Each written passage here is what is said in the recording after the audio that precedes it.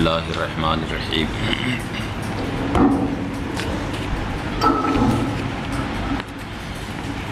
باب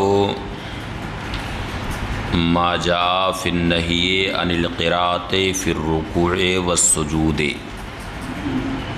یہ باب ہے رکوع اور سجدے میں قراءت سے نہی کے بیان میں۔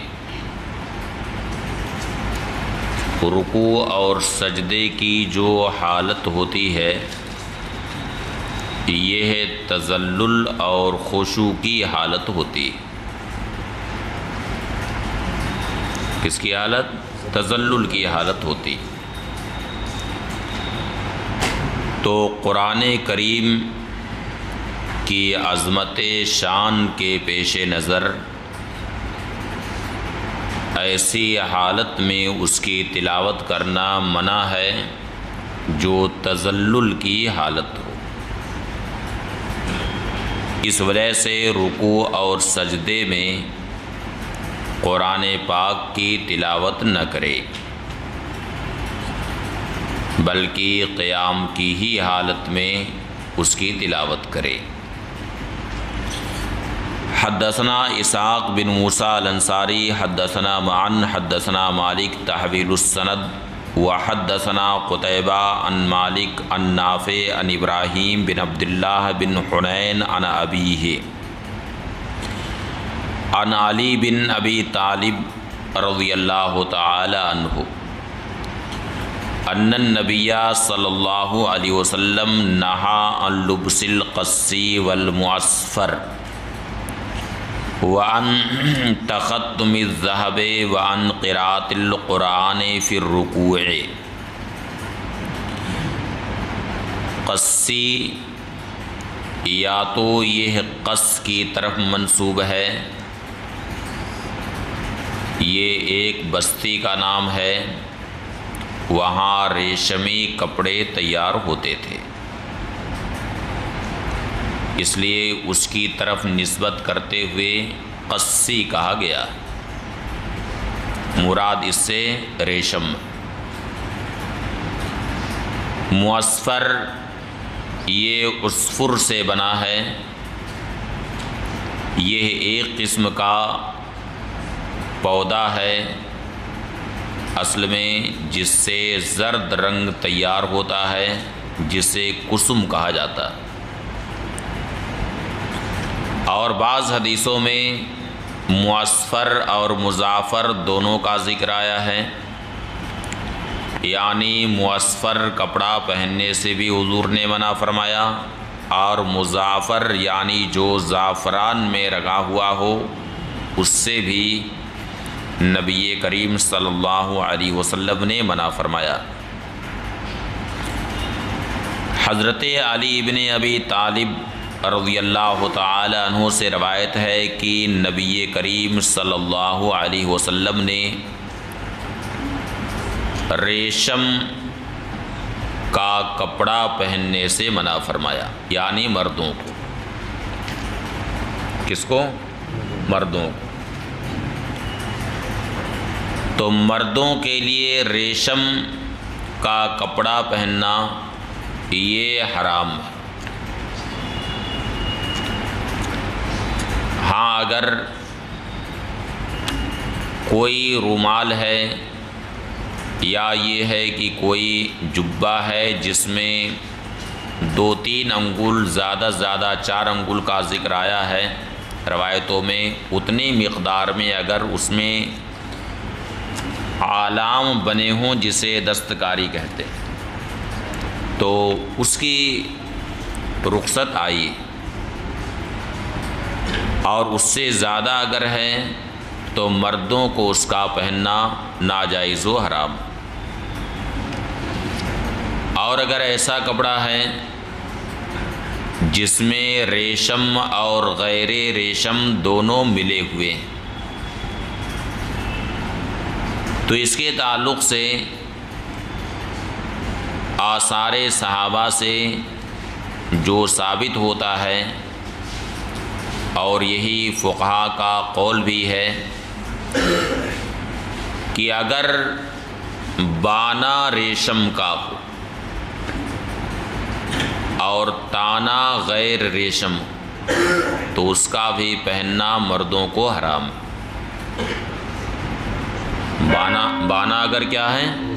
ریشم، یعنی جو چوڑائی میں دھاگا لگتا ہے وہ اگر ریشم کا ہے تو اس کا پہننا حرام۔ اور اگر اس کے برعکس ہے، یعنی بانا غیر ریشم ہے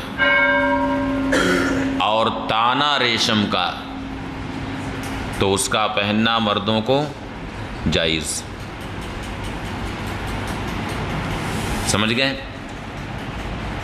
کیا وجہ ہو سکتی ہے اس کی؟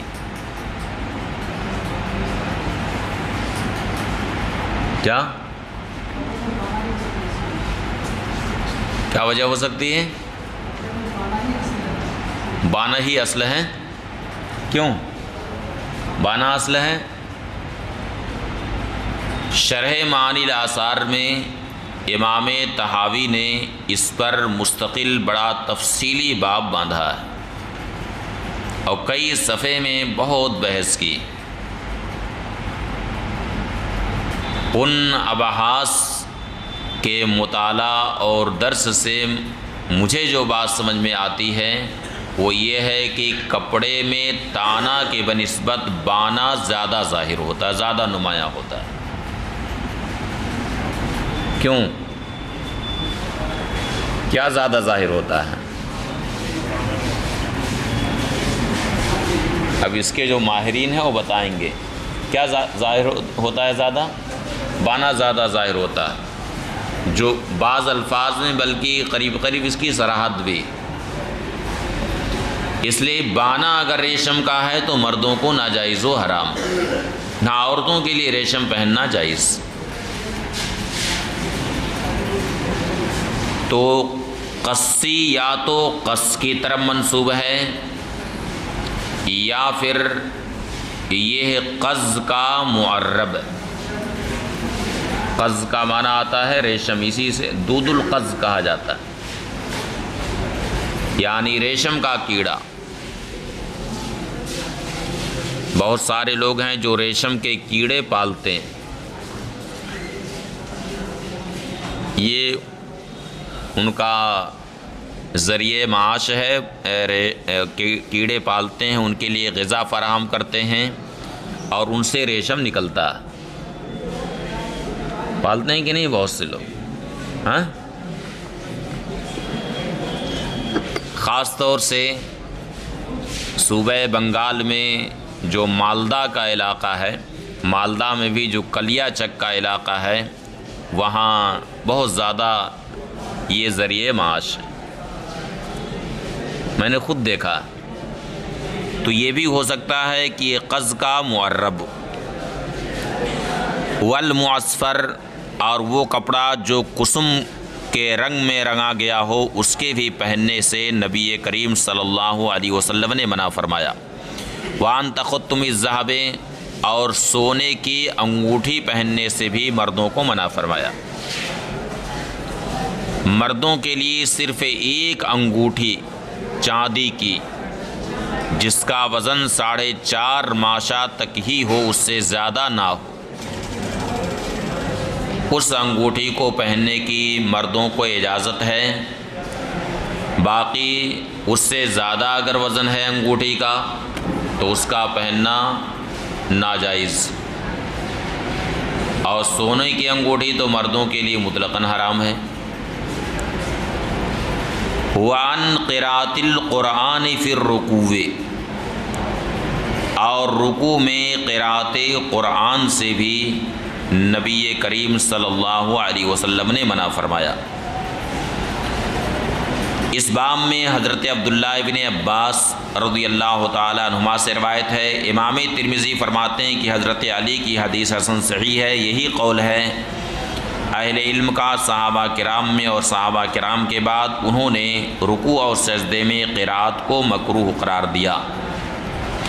باب ما جاء فی من لا یقیم صلبہ فی الرکوع والسجود، یہ باب ہے اس کے بیان میں جو رکوع اور سجدے میں پیٹھ سیدھی نہ کرے، رکوع میں بھی پیٹھ سیدھی ہونی چاہیے، یعنی پیٹھ اور سر ایک برابر ہونا چاہیے، اور سجدے میں بھی پیٹھ سیدھی ہونی چاہیے۔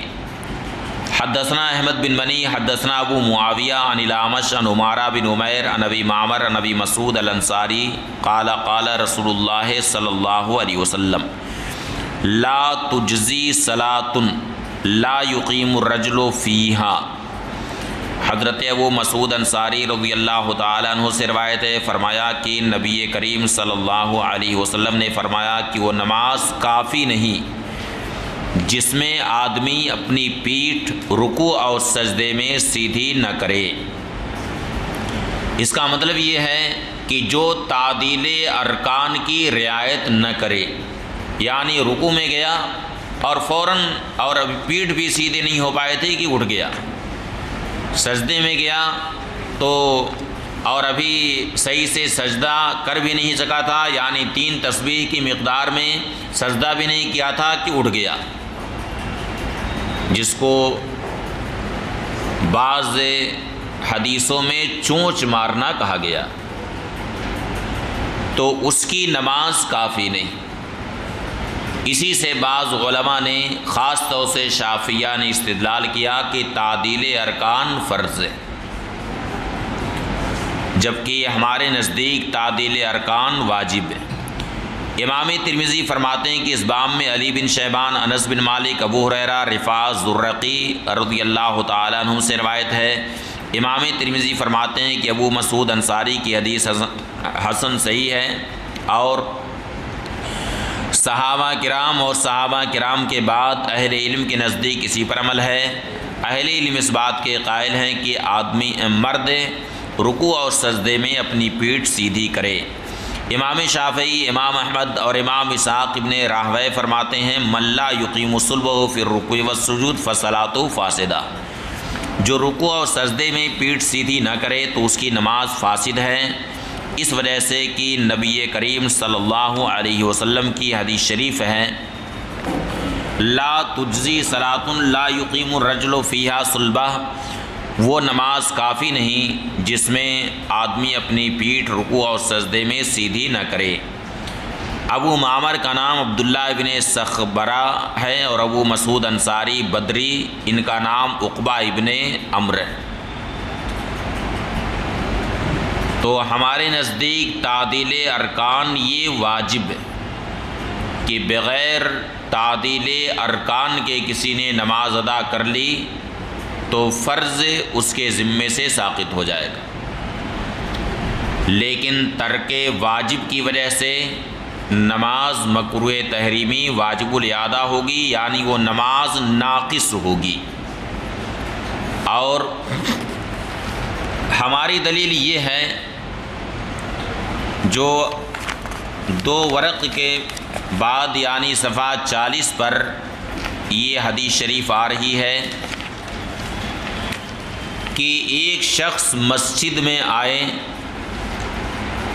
اور ان کی ظاہری حالت دیکھ کر کے ایسا لگ رہا تھا کہ جیسے وہ کوئی بدوی تھے۔ انہوں نے جلدی جلدی نماز پڑھی، نماز میں تخفیف کی۔ نبی کریم صلی اللہ علیہ وسلم نے انہیں واپس فرمایا، ارشاد فرمایا کہ فرجی فصلی فإنک لم تصلی۔ اب یہ بات صحابہ کرام پر بہت شاق گزری کہ اگر کسی شخص نے نماز میں تخفیف کر دی تو سرے سے اس کی نماز ہی نہیں ہوئی۔ یہ بات صحابہ کرام پر شاق گزری۔ پھر اسی حدیث شریف میں آپ دیکھیے کہ نبی کریم صلی اللہ علیہ وسلم نے ارشاد فرمایا کہ فَإِذَا فَعَلْتَ ذَلِكَ فَقَدْ تَمَّتْ صَلَاتُكَ وَإِنِ انْتَقَصْتَ مِنْهُ شَيْئًا انْتَقَصْتَ مِنْ صَلَاتِكَ۔ ملا یہ ارشاد؟ ملا صفحہ 40 میں دیکھیے کہ اگر تو نے اس طرح سے نماز پڑھی جیسا تمہیں بتایا گیا، فقط تمت صلاتک۔ تو اس حدیث شریف میں دیکھیں کہ یہ ارشاد ہوا کہ اگر تو نے اس طرح نماز پڑھی فقط تمت صلاتک، تو تمہاری نماز مکمل ہو گئی۔ وَإِنِ انتقصتَ مِنْهُ شَيْئًا، اور اگر اس میں سے تو نے کچھ کم کیا، انتقصتَ مِنْ صلاتک، تو تم نے اپنی نماز سے کمی کی، یعنی نماز تمہاری ناقص ہوگی۔ اس میں یہ نہیں کہ نماز فاسد ہو گئی تمہاری، کیا ہے کہ نماز تمہاری ناقص ہوئی۔ تو اب بلکہ اس کے بعد پھر دیکھیے حدیث شریف کے الفاظ، قال وکان ھذا اہون علیہم من الاولی، یعنی جب حضور نے یہ ارشاد فرمایا تو یہ ارشاد صحابہ کرام کے لیے پہلے ارشاد کے بنسبت زیادہ آسان ہوا، کیونکہ پہلا ارشاد کیا تھا کہ جاؤ تم نماز پڑھو پھر سے، اس لیے کہ تم نے نماز ہی نہیں پڑھی، اور اس ارشاد کا حاصل یہ ہے کہ نماز تو اس کی ہو گئی مگر نماز اس کی ناقص ہوئی۔ تو اس سے یہ معلوم ہوا کہ تعدیل ارکان فرض نہیں ہے، اگر تعدیل ارکان فرض ہوتی تو سرے سے اس کی نماز ہی نہیں ہوتی۔ اس بنیاد پر امام ابو حنیفہ رحمۃ اللہ تعالی علیہ نے فرمایا کہ تعدیل ارکان فرض نہیں ہے بلکہ واجب۔ باب ما یقول الرجل اذا رفع راسہ من الرکوع، یہ باب ہے اس کے بیان میں کہ جب آدمی رکوع سے سر اٹھائے تو کیا کہے۔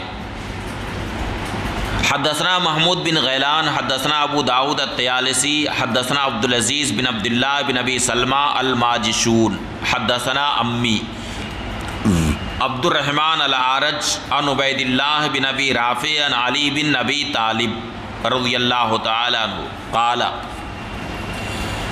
کان رسول اللہ صلی اللہ علیہ وسلم اذا رفع راسہ من الرکوع۔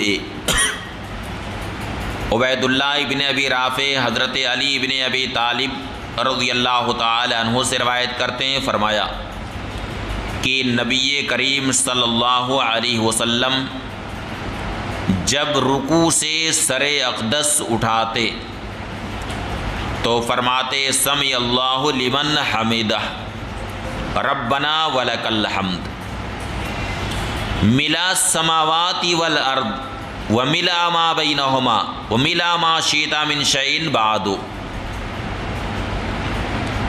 یعنی اے پروردگار تیرے ہی لیے حمد ہے، ساری حمد تیرے ہی لیے ثابت ہے، ایسی حمد جو آسمانوں اور زمین کو بھر دے، اور آسمانوں اور زمین کے درمیان جو کچھ ہے سب کو بھر دے، اور اس کے بعد جو تو چاہے جس کو چاہے اسے بھر دے۔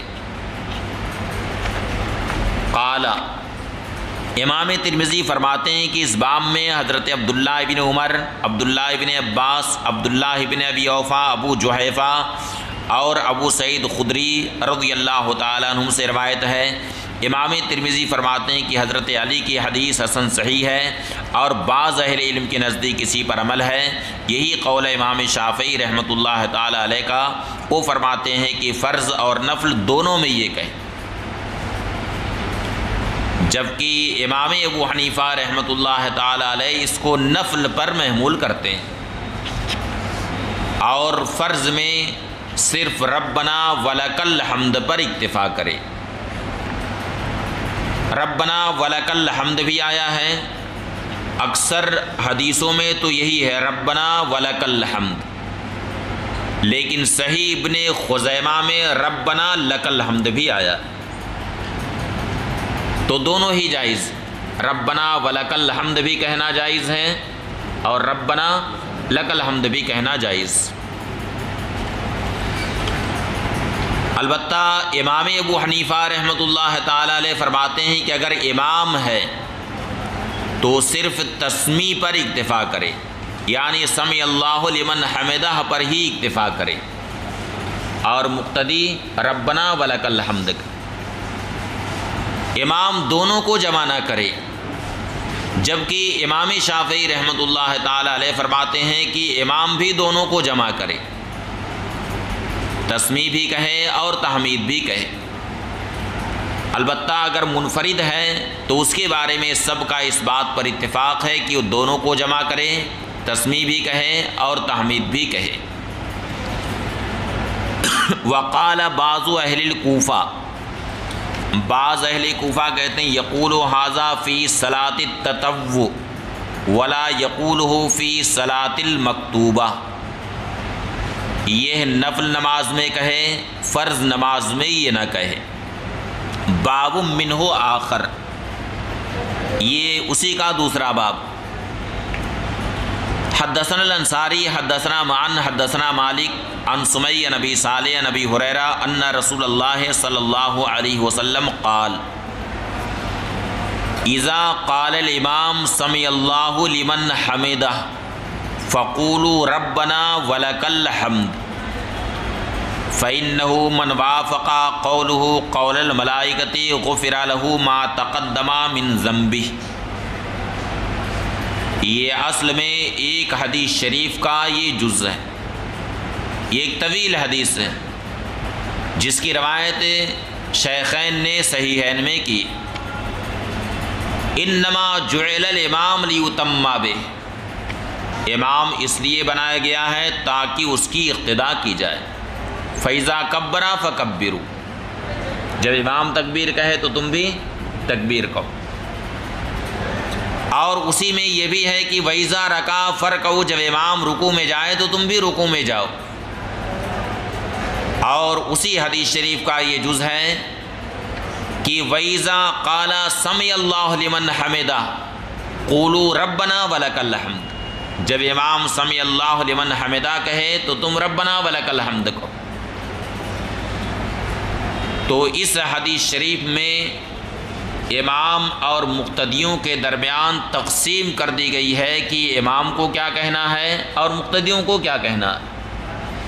تو امام کے لیے حکم ہے کہ وہ سمی اللہ لمن حمدہ کہے، اور مقتدیوں کے لیے حکم ہے کہ وہ ربنا ولک الحمد کہے۔ اور تقسیم اس بات کا تقاضا کرتی ہے کہ تسمیع میں دونوں کے درمیان اشتراک نہیں ہونا چاہیے، اس لیے امام ابو حنیفہ رحمۃ اللہ تعالی علیہ فرماتے ہیں کہ امام تسمیع پر اکتفا کریں اور مقتدی تحمید پر۔ فَإِنَّهُ مَنْ وَافَقَ قَوْلُهُ قَوْلَ الْمَلَائِكَةِ، اس لیے کہ جس کا قول ملائکہ کے قول کے موافق ہوا، غفر لہ ما تقدم من ذنبہ، تو اس کے گزشتہ گناہ بخش دیے جاتے ہیں۔ یعنی خشوع میں، اخلاص میں جس کا قول ملائکہ کے قول کے موافق ہوا تو اس کے گزشتہ گناہ بخش دیے جاتے ہیں۔ امام ترمذی فرماتے ہیں کہ حدیث حسن صحیح ہے۔ بعض اہل علم کے نزدیک اسی پر عمل ہے، صحابہ کرام میں اور صحابہ کرام کے بعد، کہ امام کہے سمی اللہ لمن حمدہ، اور امام کے جو پیچھے ہیں وہ کہیں ربنا ولک الحمد، وبہ یقول احمد، اور یہی قول امام احمد ابن حنبل کا۔ اب اس سے پہلے والی جو حدیث شریف ہے اس سے یہ معلوم ہوتا ہے کہ نبی کریم صلی اللہ علیہ وسلم نے دونوں کو جمع فرمایا، تسمیع اور تحمید دونوں کو حضور نے جمع کیا۔ اور اس سے یہ معلوم ہوتا ہے کہ امام تسمیع پر اکتفا کریں تو دونوں میں کوئی تعارض نہیں، اس لیے کہ ظاہر یہ ہے کہ پہلی والی حدیث میں نبی کریم صلی اللہ علیہ وسلم نماز نفل میں مشغول تھے، اسی کا ذکر ہے، اور نفل نماز جب کوئی تنہا پڑھے تو دونوں کو وہ جمع کرے گا، یعنی منفرد دونوں کو جمع کرے، خواہ نفل پڑھے یا فرض پڑھے دونوں کو جمع کرے گا، اس لیے وہ محمول ہے حالت انفراد پر، اور یہ محمول ہے کس پر؟ جماعت والی حالت پر۔ قال ابن سیرین، امام محمد ابن سیرین اور ان کے علاوہ دیگر ائمہ کہتے ہیں کہ امام کے جو پیچھے ہیں وہ کہیں سمع اللہ لمن حمدہ، ربنا ولک الحمد مثل ما یقول الامام، جیسے امام کہے۔ اور یہ قول ہے امام شافعی اور امام اسحاق ابن راہویہ کا۔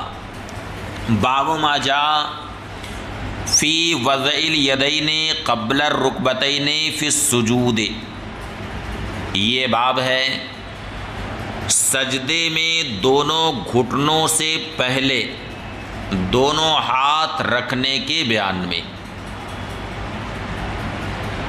یہ ترمذی شریف کا ایک نسخہ، جبکہ دوسرا نسخہ اس کے برعکس ہے۔ باب ما جاء فی وضع الرکبتین قبل الیدین فی السجود، یہ باب ہے دونوں گھٹنوں کو دونوں ہاتھوں سے پہلے زمین پر رکھنے کے بیان میں، سجدے میں جانے کے وقت۔ تو اس میں ہمارے نزدیک سنت طریقہ یہ ہے کہ نماز پڑھنے والے کے جو اعضاء زمین سے لگتے ہیں تو جب سجدے میں جائے تو جو عضو زیادہ قریب ہے زمین سے اسے پہلے رکھے، پھر اس کے بعد جو ہے اس کو رکھے، اور جب سجدے سے اٹھے تو قیام کی حالت میں جو عضو سب سے زیادہ دور ہے زمین سے اسے پہلے اٹھائے، اس کے بعد پھر جو دور ہے اس کو اٹھائے۔ اب قیام کی حالت میں آدمی ہے تو روئے زمین سے زیادہ قریب گھٹنا، تو گھٹنا پہلے زمین پر رکھے، اس کے بعد پھر دونوں ہاتھ ہیں تو دونوں ہاتھ کو زمین پر رکھے، پھر اس کے بعد کیا ہے، پیشانی ہے، ناک ہے اور پیشانی ہے، تو ان دونوں کو زمین سے لگائے، یعنی ناک پہلے پھر اس کے بعد پیشانی۔ اور جب سجدے سے اٹھنا ہے تو پہلے پیشانی اٹھائے، پھر ناک، اور اس کے بعد پھر دونوں ہاتھ، پھر اس کے بعد دونوں گھٹنے، یہ سنت طریقہ۔ حدثنا سلمہ بن شبیب وعبد اللہ بن منیر واحمد بن ابراہیم الدورقی والحسن بن علی الحلوانی وغیر واحد قالوا حدثنا یزید بن ہارون حدثنا شریک عن عاصم بن کلیب عن ابیہ عن وائل بن حجر قال رأیت رسول اللہ صلی اللہ علیہ وسلم اذا سجد یضع رکبتیہ قبل یدیہ وَإِذَا نَهَضَ رَفَعَ يَدَيْهِ قَبْلَ رُكْبَتَيْهِ۔ قاضی شریک عاصم بن کلیب سے روایت کرتے ہیں، انہوں نے اپنے والد سے روایت کی، وائل ابن حجر رضی اللہ تعالی عنہ سے روایت کرتے ہیں، فرمایا کہ میں نے نبی کریم صلی اللہ علیہ وسلم کو دیکھا کہ جب حضور سجدے میں جاتے تو دونوں دستے اقدس سے پہلے دونوں گھٹنوں کو زمین پر رکھتے تھے۔ وَإِذَا نَهَضَ، اور جب سجدے سے حضور اٹھتے، رفع یدیہ قبل رکبتیہ، تو دونوں گھٹنوں سے پہلے دونوں ہاتھوں کو اٹھاتے تھے۔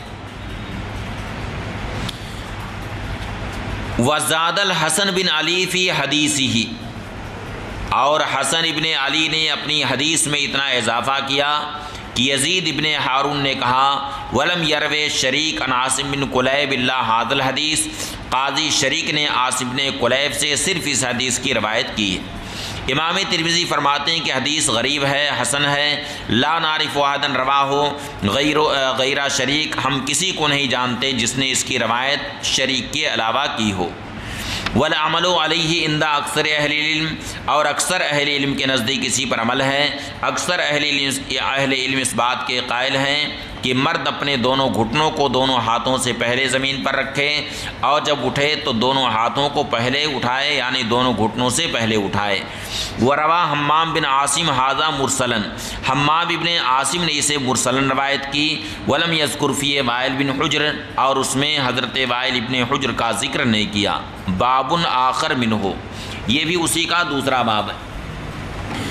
حدثنا قتیبہ حدثنا عبداللہ بن نافع عن محمد بن عبداللہ بن الحسن عن ابی الزناد عن الاعرج عن ابی ہریرہ رضی اللہ تعالی عنہ ان النبی صلی اللہ علیہ وسلم قال یعمد احدکم فیبرک فی صلاتہ برک الجمل۔ عبد الرحمن اعرج حضرت ابو ہریرہ رضی اللہ تعالی عنہ سے روایت کرتے ہیں کہ نبی کریم صلی اللہ علیہ وسلم نے فرمایا کہ تم میں ایک شخص کیا اس بات کا قصد کرتا ہے، یہ استفہام ہے، تم میں ایک شخص کیا اس بات کا قصد کرتا ہے کہ اپنی نماز میں اس طرح بیٹھے جیسے کہ اونٹ بیٹھتا، جیسے کہ اونٹ بیٹھتا، اور اونٹ کو بیٹھتے ہوئے دیکھا آپ لوگوں نے کیسے بیٹھتا ہے؟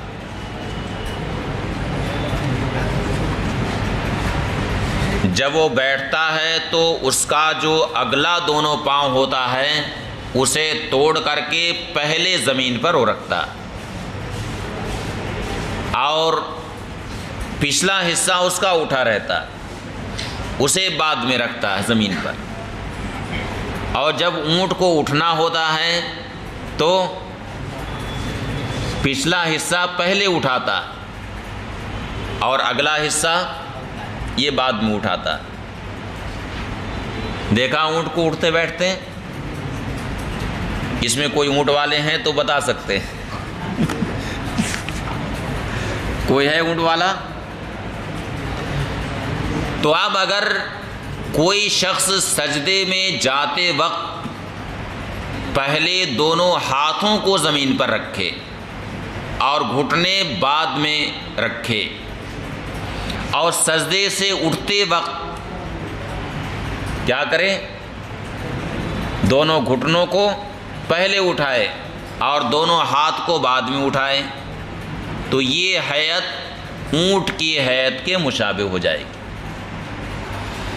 اور نماز میں کوئی بھی ایسی ہیئت اختیار کرنا منع ہے جو جانوروں کی ہیئت کے مشابہ ہو، تو یہ جانور یعنی اونٹ کی ہیئت کے یہ مشابہ ہے، اس بنا پر یہ ہیئت اختیار کرنا منع۔ قال ابو عیسیٰ، امام ترمذی فرماتے ہیں کہ حضرت ابو ہریرہ کی حدیث غریب ہے، لا نعرف من حدیث ابی الزناد الا من هذا الوجه، ابو الزناد کی حدیث سے ہم صرف اسی طریقے سے جانتے ہیں، اور یہ حدیث عبداللہ ابن سعید مقبری عن ابیہ عن ابی ہریرہ عن النبی صلی اللہ علیہ وسلم کے بھی طریقے سے مروی ہے، اور عبداللہ ابن سعید مقبری کو امام یحییٰ ابن سعید قطان وغیرہ نے ضعیف کہا۔ باب ما جاء فی السجود علی الجبہۃ والانف، یہ باب ہے پیشانی اور ناک دونوں پر سجدہ کرنے کے بیان میں۔ دونوں پر سجدہ کرنا یہ واجب ہے، البتہ حضرات صاحبین فرماتے ہیں کہ اگر کوئی عذر ہے تو ناک پر اختصار کر سکتا، جیسا کہ ہدایہ میں آپ حضرات نے اس کو پڑھ لیا۔ حدثنا بندار حدثنا ابو عامر حدثنا فلیح بن سلیمان قال حدثنی عباس بن سہل عن ابی حمید الساعدی ان النبی صلی اللہ علیہ وسلم کان اذا سجد امکنا انفہ وجبہتہ الارض۔ حضرت ابو حمید ساعدی رضی اللہ تعالی عنہ سے روایت ہے کہ نبی کریم صلی اللہ علیہ وسلم جب سجدے میں جاتے تو اپنی ناک اور پیشانی دونوں زمین پر جماتے، وَنَحَّى يَدَيْهِ عَنْ جَنْبَتَيْهِ، اور حضور دونوں ہاتھوں کو دونوں پہلوؤں سے جدا رکھتے، دونوں ہاتھوں کو دونوں پہلوؤں سے جدا رکھتے۔ وَوَضَعَ كَفَّيْهِ حَذْوَ مَنْكَبَيْهِ، اور دونوں ہتھیلیوں کو دونوں شانوں کے مقابل میں رکھتے۔ امام ترمذی فرماتے ہیں کہ اس باب میں حضرت عبداللہ ابن عباس، حضرت وائل ابن حجر، حضرت ابو سعید خدری رضی اللہ تعالیٰ عنہ سے روایت ہے۔ امام ترمذی فرماتے ہیں کہ ابو حمید ساعدی کی حدیث حسن صحیح ہے، اور اہل علم کے نزدیک اسی پر عمل ہے کہ مرد اپنی پیشانی اور ناک دونوں پر سجدہ کرے۔ اب اگر پیشانی پر سجدہ کرے، ناک پر نہ کرے، فقال قوم من اہل العلم، تو اہل علم کی ایک قوم نے کہا کہ یہ کافی ہے، جبکہ بعض لوگ کہتے ہیں کہ یہ کافی نہیں، یہاں تک کہ پیشانی اور ناک دونوں پر سجدہ کرے۔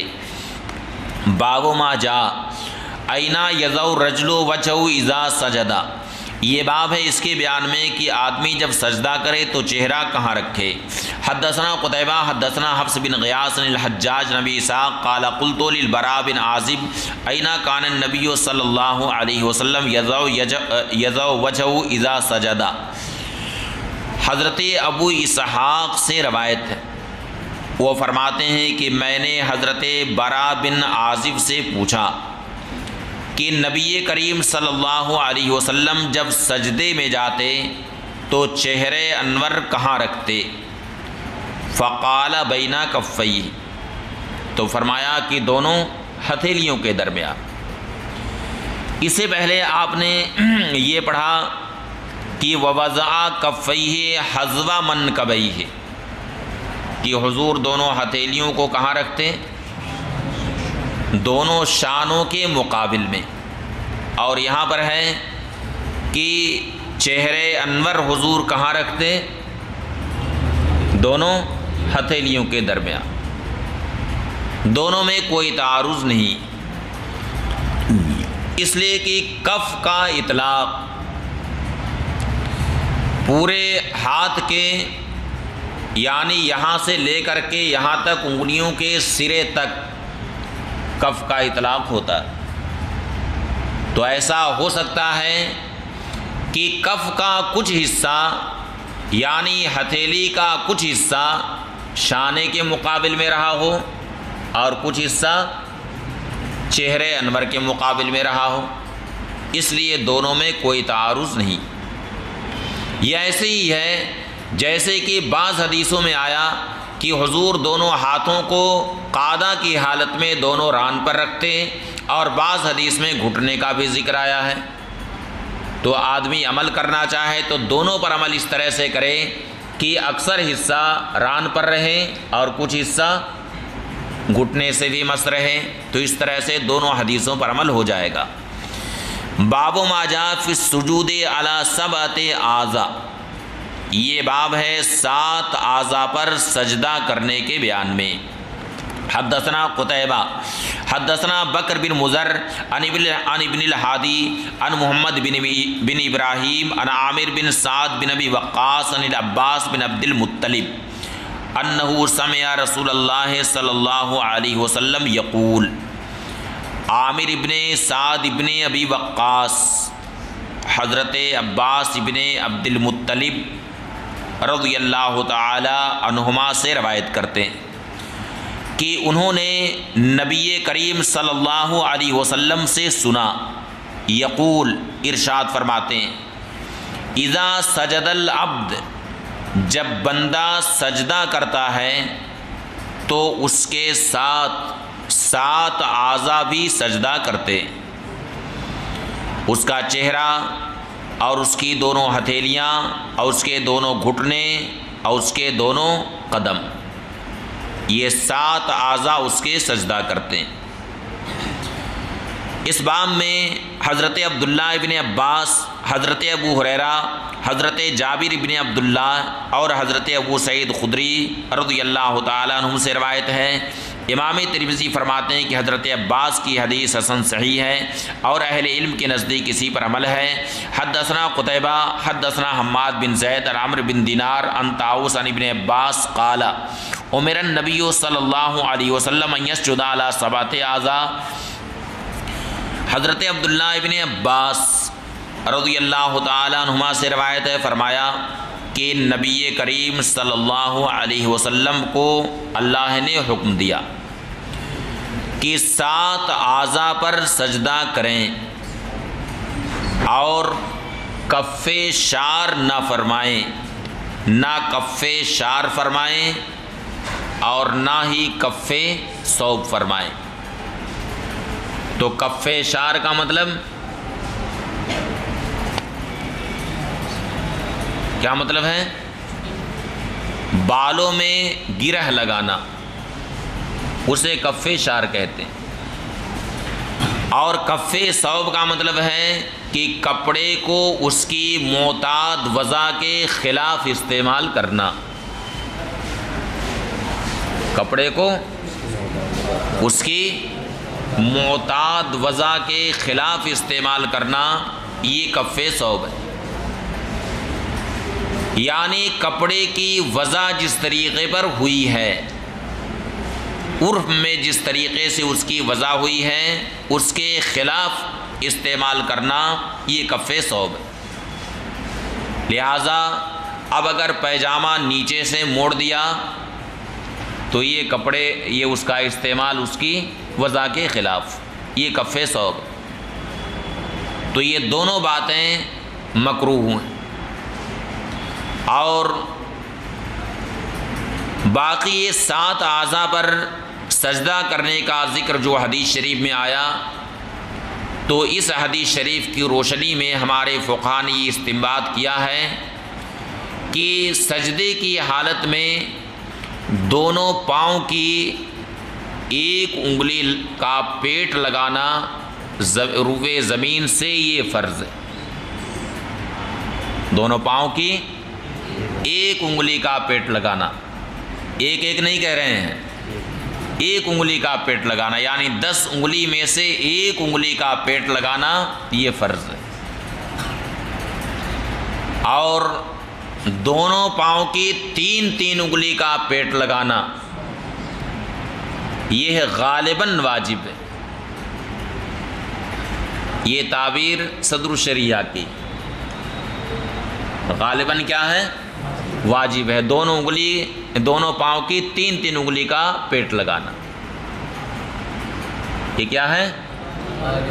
غالباً واجب ہے۔ اور 5 انگلی کا پیٹ لگانا یہ سنت ہے۔ امام ترمذی فرماتے ہیں کہ حدیث حسن صحیح ہے۔ باب ما جاء فی التجافی فی السجود، یہ باب ہے سجدے میں تجافی کے بیان میں، یعنی دونوں ہاتھوں کو دونوں پہلوؤں سے جدا رکھے۔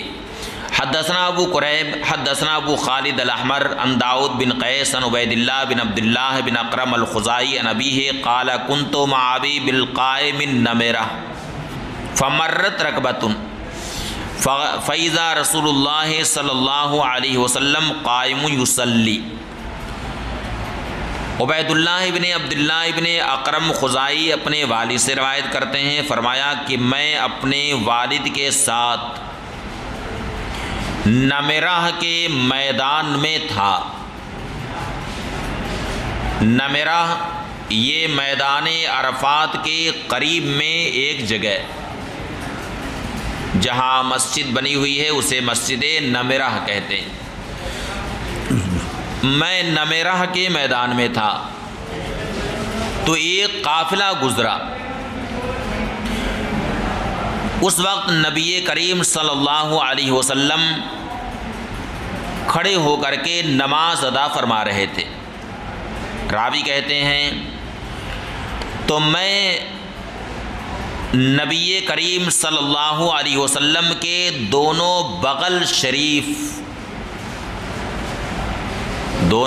شریف کی چمک کو، اوفرہ کہتے ہیں بیاضن یعنی سفیدی، بیاضن غیر ناسین یعنی جو خالص نہ ہو، وہ سفیدی جو خالص نہ ہو اسے اوفرہ کہتے ہیں، اور اسی سے افرا آتا ہے، یعنی جس کا معنی مٹی، یعنی وہ سفیدی جو جس کا رنگ کس کی طرف مائل ہو، مٹی کی طرف مائل، اسے اوفرہ کہتے ہیں۔ یعنی میں نبی کریم صلی اللہ علیہ وسلم کے دونوں بغل شریف کی سفیدی کو اور چمک کو میں دیکھ رہا تھا، اذا سجدہ جبکہ حضور سجدے میں تھے، وارا بیاضو اور میں سفیدی کو دیکھ رہا تھا۔ تو ظاہر ہے کہ بغل شریف اسی وقت نظر آئے گی جبکہ یہ دونوں بازو دونوں پہلوؤں سے جدا رہے۔ امام ترمذی فرماتے ہیں کہ اس باب میں عبداللہ ابن عباس، ابن بحینہ، جابر ابن عبداللہ، احمر ابن جز، میمونہ، ابو حمید ساعدی، ابو اسید ساعدی، ابو مسعود انصاری، سہل بن سعد ساعدی، محمد بن مسلمہ ساعدی، برا بن عازب، عدی ابن امیرہ اور ام المؤمنین عائشہ صدیقہ رضی اللہ تعالیٰ عنہم سے روایت ہے۔ امام ترمذی فرماتے ہیں کہ عبداللہ ابن اقرم کی حدیث حسن ہے، ہم اسے صرف داؤد ابن قیس کی ہی حدیث سے جانتے ہیں، اور اس حدیث کے علاوہ ہم عبداللہ ابن اقرم کی کوئی حدیث مرفوع یعنی عن النبی صلی اللہ علیہ وسلم ہم نہیں جانتے۔ والعمل علیہ عند اہل العلم اور اہل علم کے نزدیک کسی پر عمل ہے۔